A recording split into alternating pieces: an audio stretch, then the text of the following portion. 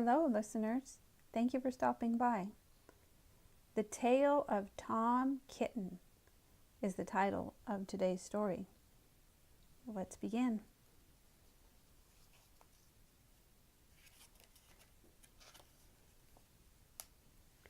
Once upon a time, there were 3 little kittens, and their names were Mittens, Tom Kitten, and Moppet.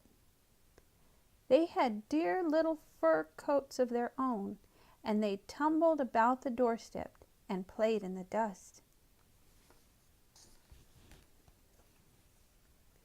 But one day their mother, Mrs. Tabitha Twitchit, expected friends to tea, so she fetched the kittens indoors to wash and dress them before the fine company arrived.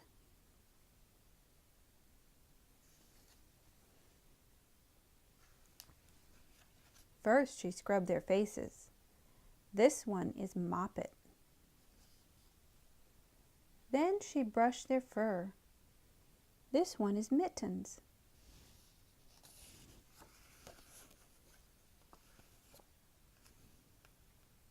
Then she combed their tail and whiskers.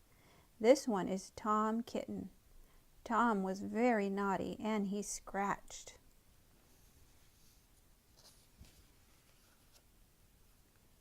Mrs. Tabitha dressed Moppet and Mittens in clean pinafores and tuckers, and then she took all sorts of elegant, uncomfortable clothes out of a chest of drawers in order to dress up her son Thomas.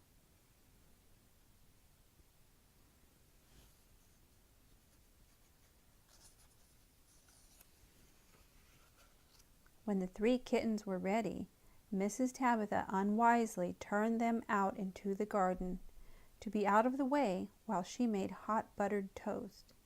Now keep your frocks clean, children. You must walk on your hind legs.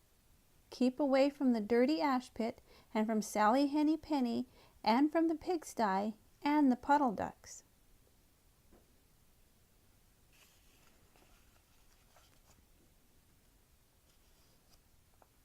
Moppet and Mittens walked down the garden path unsteadily.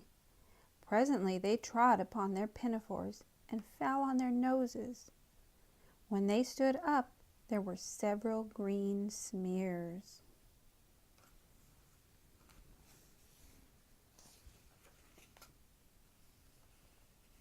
"Let us climb up the rockery and sit on the garden wall," said Moppet. They turned their pinafores back to front and went up with a skip and a jump. Moppet's white tucker fell down into the road.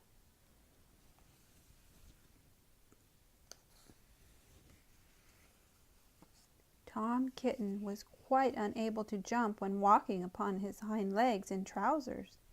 He came up the rockery by degrees, breaking the ferns and shedding buttons right and left.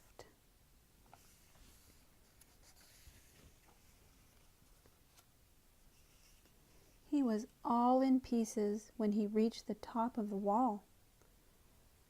Moppet and Mittens tried to pull him together. His hat fell off and the rest of his buttons burst.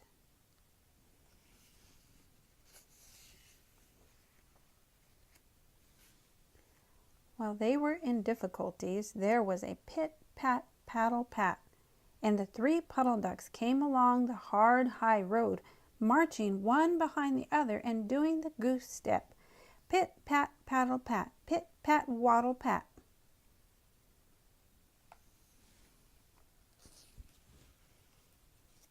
They stopped and stood in a row and stared up at the kittens. They had very small eyes and looked surprised.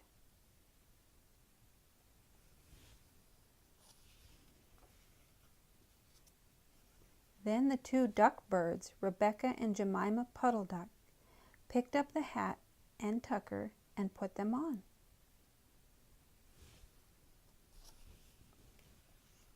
Mittens laughed so that she fell off the wall. Moppet and Tom descended after her. The pinafores and all the rest of Tom's clothes came off on the way down. "Come, Mr. Drake Puddle Duck," said Moppet, "come and help us to dress him. Come and button up Tom."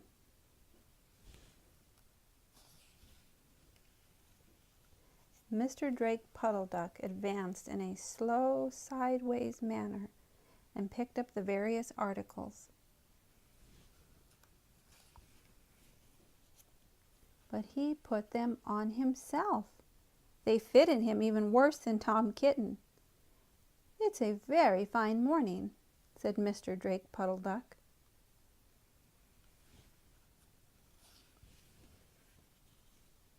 And he and Jemima and Rebecca Puddle Duck set off up the road, keeping step, pit, pat, paddle, pat, pit, pat, waddle, pat.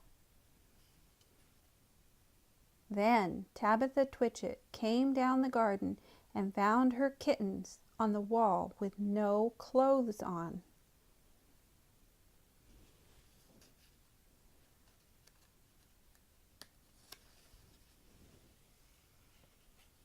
She sent them upstairs, and I am sorry to say she told her friends that they were in bed with the measles, which was not true.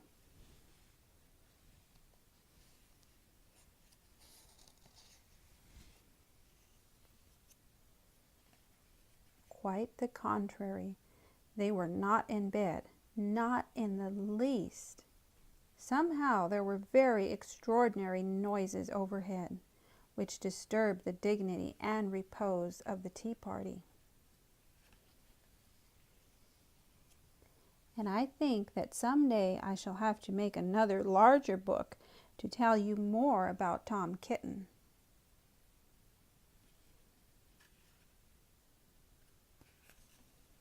As for the Puddle Ducks, they went into a pond.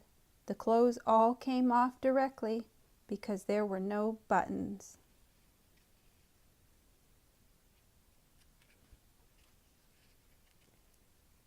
And Mr. Drake Puddle Duck and Jemima and Rebecca have been looking for them ever since. The end. Thank you so much for stopping by, and I'll see you next time. Take care.